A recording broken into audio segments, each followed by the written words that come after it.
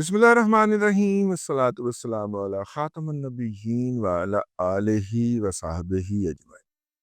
السلام علیکم ورحمۃ اللہ وبرکاتہ۔ اگرچہ میں نے اس کے اوپر ولاگ نہیں کرنا تھا، میں اس کوشش میں تھا یا اس انتظار میں تھا کہ کوئی پریس ریلیز آ جائے تو پھر اس کے اوپر بات کی جائے، لیکن چونکہ اس کے اوپر پروپیگنڈا شروع ہو گیا تو میرا کام ہے آپ کو پروپیگنڈے سے بر وقت مطلع کرنا، ٹھیک ہے؟ اس لیے آپ کی خدمت میں حاضر ہوا ہوں۔ 5 فروری والے دن آئی ایم ایف کا وفد پاکستان پہنچا ہے اور اس نے 14 فروری تک رہنا ہے، اور آج 10 تاریخ ہے، مطلب اسے آئے ہوئے کم از کم کام شروع کیے ہوئے 3 سے 4 دن ہو چکے۔ ان ہفتے کا جو وزٹ ہے، اس ہفتے کا جو وزٹ ہے، یہ ہفتہ 10 دن کا جو وزٹ ہے، 8 دن کا، اس میں اس وفد نے کم از کم 14 وزارتوں سے اور صوبائی حکومت کے نمائندگان سے مذاکرات کرنے، اور اس کے اندر وزارت قانون بھی شامل ہوگی، وفاق، اور اس کے علاوہ اب ایک اور ادارہ انہوں نے شامل کیا ہے، سپریم جوڈیشل کونسل کا، جس کے اندر 2 سینئر موسٹ ہائی کورٹ کے چیف جسٹسز کی اور سپریم کورٹ کے 2 سینئر موسٹ جسٹس کی، اور اس کے علاوہ جو ہے وہ باقی نمائندگی ہوتی ہے، یعنی لیگل فلٹرٹی کی، پاکستان کے جوڈیشل سسٹم کو کیسے چلانا ہے اس کا پالیسی کا ادارہ جو ہے یہ سپریم جوڈیشل کونسل ہے، میرا خیال ہے۔ ہاں، مطلب یہ ہے، تو اس سے بھی ملاقات ہوگی، اور اس وقت سوشل میڈیا کے اوپر بھرپور پروپیگنڈا کرتے ہوئے، پروپیگنڈے کی بنیاد رکھ دی، اب آئندہ 3 سے 4 روز اسی کے اوپر پروپیگنڈا فرمایا جائے گا، اور وہ پروپیگنڈا یہ ہوگا کہ جناب آئی ایم ایف جو ہے وہ 26ویں ترمیم کا جائزہ لینے آیا ہے اور وکلا کی تقرریوں کے اوپر نظر ثانی کرنے کا کرے گا، اور یہ کرے گا اور وہ کرے گا۔ اگر یہ ایک ایسے شخص کی طرف سے شیئر نہ ہوتی جس کی علمی قابلیت کا مجھے پتہ ہے، مطلب جس پہ اوپر مجھے شرح صدر ہے کہ اس نے انٹلیکچوئل ڈس آنیسٹی سے کام لیا ہے یوتھیاپے کے اظہار کے لیے، تو میں قطعاً اس کے اوپر آج آپ سے مخاطب نہ ہوں، کیونکہ ایک ایسے شخص نے کر دی ہے، دوست ہیں اپنے، بڑے قریبی عزیز دوست ہیں، کیونکہ انہوں نے انٹلیکچوئل ڈس آنیسٹی کی ہے، تو میں نے کہا کہ اس بددیانتی کی نشاندہی کرنے کی بجائے آپ کو اصل صورتحال بتا دی جائے۔ دیکھیے، وکلا تحریک کے بعد جو 2007-8 میں چلی تھی، اس کے بعد سے عدلیہ نے اپنے آپ کو ہر معاملے کا سٹیک ہولڈر یا حصے دار سمجھ لیا۔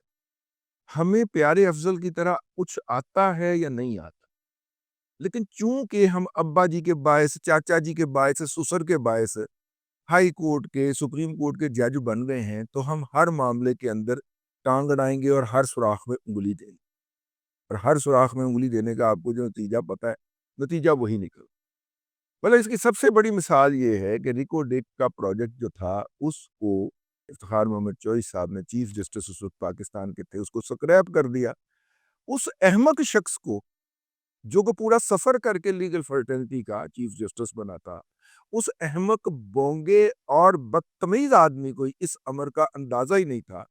کہ جو انٹرنیشنل ایگریمنٹس ہوتے ہیں ان کی نظر ثانی کے لیے یا ان کے اوپر اپیل کے لیے بھی فورم سپیسیفائی ہوتے ہیں، کہ اس معاہدے میں اگر کوئی مسئلہ درپیش ہو یا کوئی اختلافات سامنے آئیں تو ہم اس فورم پہ جائیں گے، اور یہ اسی وقت طے ہو جاتا ہے جب وہ ایگریمنٹ سائن ہے۔ سپریم کورٹ کی ریکو ڈک کے معاملے کے اوپر جیورسڈکشن ہی نہیں تھی۔ سپریم کورٹ نے اس معاہدے کو سسپینڈ کیا، ریکو ڈک والے پہلے ہی بہت بڑے بدماش اور بدنیت لوگ تھے، اور وہ پہلے ہی وہاں پہ لوٹ مار کر کے بھاگنے کے موڈ پہ تھے۔ سپریم کورٹ نے ان کو کور پرووائڈ، ٹھیک ہے، اور جس نے بھی اسٹیبلشمنٹ میں سے جا کے سپریم کورٹ کو کہا تھا وہ سب سے بڑا قومی مجرم ہے، اس جرنیل کو سے یہ پیسے وصول کیے جانے چاہیے، پھر ہم اس کو سسپینڈ کر کے بیٹھ گئے، ٹھیک ہے۔ وہ جناب انٹرنیشنل کورٹ آف آربیٹریشن میں چلے گئے، جو کہ مینشن تھا کہ اگر کوئی اس کے اندر کسی فریق کو کوئی مسئلہ درپیش ہوگا تو وہاں پہ جائے گا۔ ہم نے جا کے پراپرلی اس کو ڈیفینڈ بھی نہیں کیا، اور عمران احمد خان نیازی صاحب کے دور کے اندر تو ہم نے وکلا بھی ایسے اپوائنٹ کیے جو شیڈی کریکٹر تھے، لیکن کیا کریں، ان کا نام نہیں لیا جا سکتا، وہ میرا مطلب ہے کہ ابا جی جو تھے نا وہ ہوتے، ٹھیک ہے، وہ انہوں نے ڈٹ کے کیس ہارا، جہاں پہ اگر حکومت پاکستان کو $5 ارب کا جرمانہ ہو سکتا تھا، انہیں $10 ارب کا کروایا۔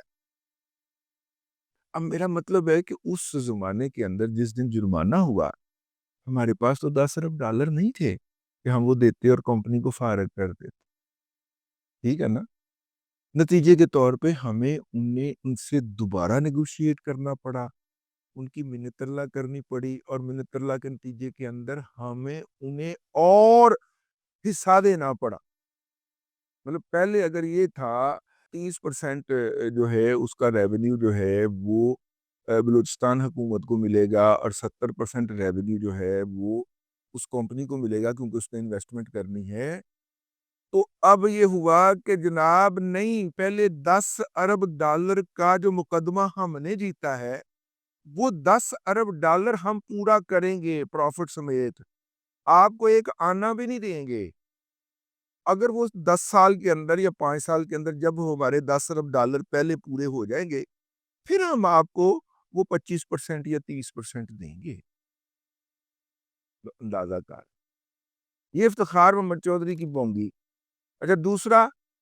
ثاقب نصور، میرا مطلب ثاقب نثار نے 20,000 ایکڑ کی جو ڈکیتی تھی، جو کہ جناب قائم علی شاہ نے زرداری صاحب کے حکم کے اوپر کی، اور وہ 20,000 ایکڑ زمین جو تھی وہ ریاض ملک نامی قبضہ گروپ کے حوالے کر دی۔ اب وہ لیگل نہیں تھا، وہ بدماشی سی دن دہاڑے ڈکیتی تھی۔ اب اس کو لیگل کور پہنانے کے لیے ثاقب نثار کی خدمات حاصل کی جناب زرداری صاحب نے اور ریاض ملک نے، اور ثاقب نثار نے 460 ثاقب نثار نے آگے وہ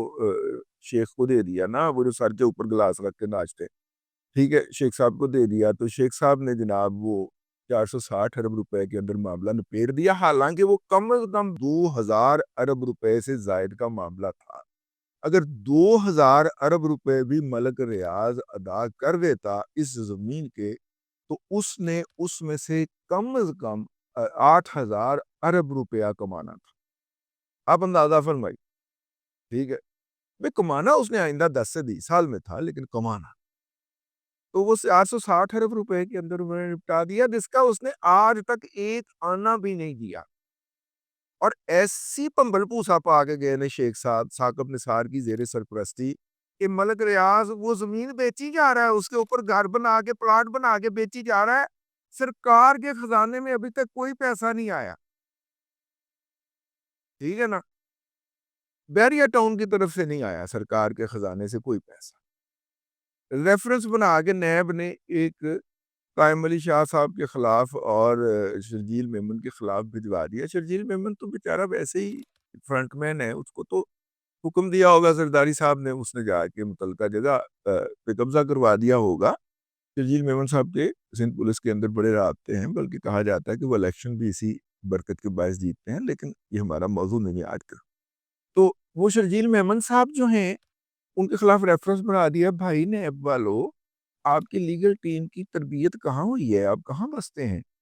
بھائی جس معاملے کے اندر سپریم کورٹ آف پاکستان فیصلہ دے چکا ہو، آپ اس کو کہیں پہ چیلنج نہیں کر سکتے، ٹھیک ہے نا۔ اس ریفرنس کے باعث زیادہ سے زیادہ آپ اس پہ نظر ثانی فائل کر سکتے، اور نظر ثانی کے اندر ملک ریاض کا وکیل نہیں آئے گا۔ ملک ریاض کا جو آئے گا وہ میں سکرین پہ بول نہیں سکتا، سمجھتے آپ ہیں، ملک ریاض دا او آئے گا جی۔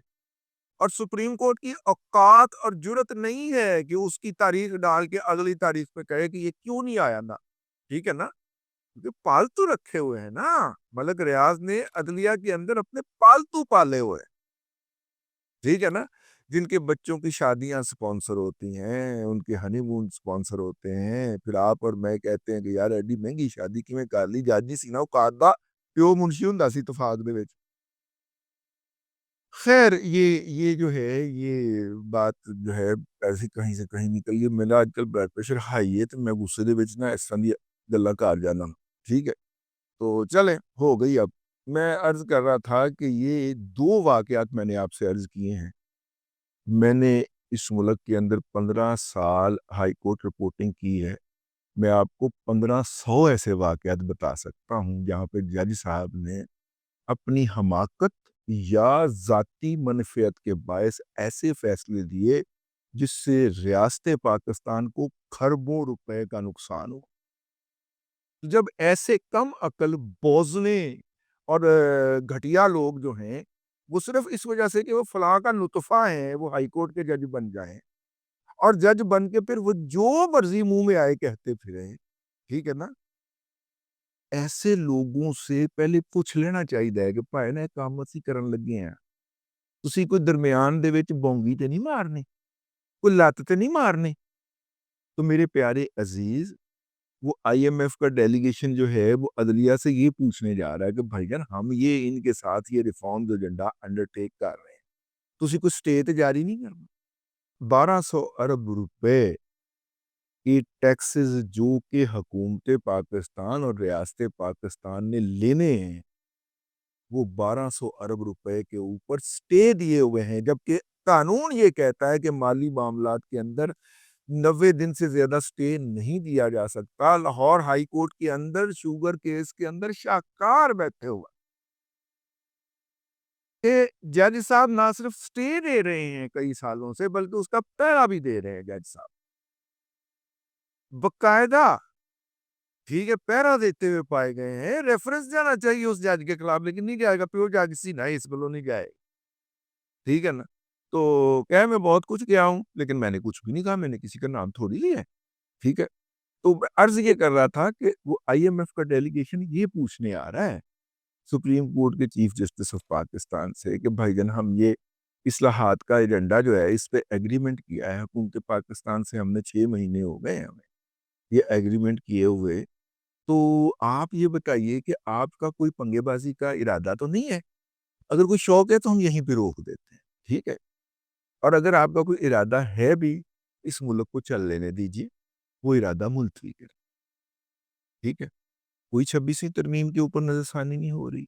کوئی ججز کی تقرری پہ بات نہیں ہو رہی، اس پہ بات ہونے جا رہی۔ تو آپ نے کسی پروپیگنڈے میں نہیں آنا، میں نے کہا کہ یہ میں پہلے آپ کو بتا دوں۔ اب تک کے لیے اتنا ہی، اگلے ویلاگ کے اندر پھر حاضری ہوگی۔ اللہ تبارک و تعالیٰ آپ کو آسانیاں عطا کرے اور آسانیاں خلق خدا میں تقسیم کرنے کی توفیق عطا کرے۔